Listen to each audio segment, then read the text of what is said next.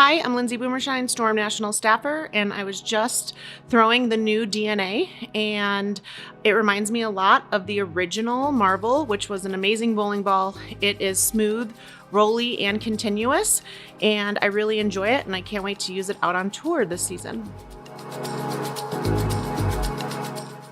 Hey Storm Nation, let's talk a little bit about DNA and this uniqueness of this shape and the Supercoil weight block. I mean, we have Absolute out there in the marketplace right now.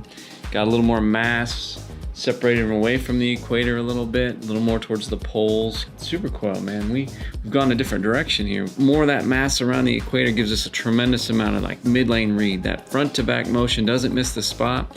Supercoil is one of the strongest shapes we've ever produced out of this building, and match it up with that XO cover. It's just pretty exciting.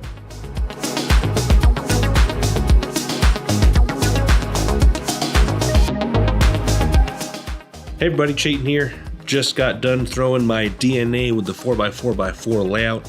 Really reminds me a lot of the Reality, but just a little bit more overall for me. So a good step down from maybe like a gem or a proton physics, but real continuous and reads mid lane very well.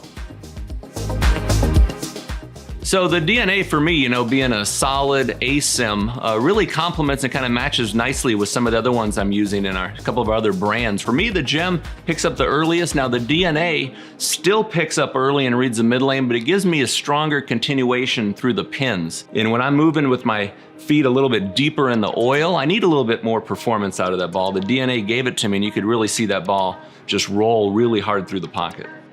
Hello everyone, this is Dylan, your web designer here at Storm. We're throwing the DNA today. The DNA is going to be an early, strong, rolling bowling ball. It's going to be great for patterns of all length that have a generous amount of oil in the front part of the lane. And something that I really love about this ball compared to other strong, early rolling bowling balls is that it doesn't quit on me when I have to move left and get around it a little bit more. As long as I have that oil in the front part of the lane, it continues throughout the entire portion of the lane. So I think that's going to be very unique and special about this one.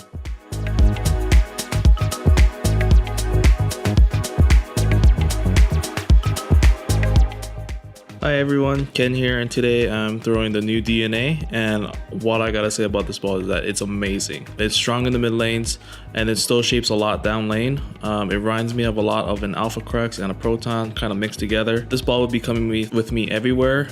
If I know the lane patterns are gonna be fresh or heavy conditions, this ball will be in my number one spot for when we go to tournaments.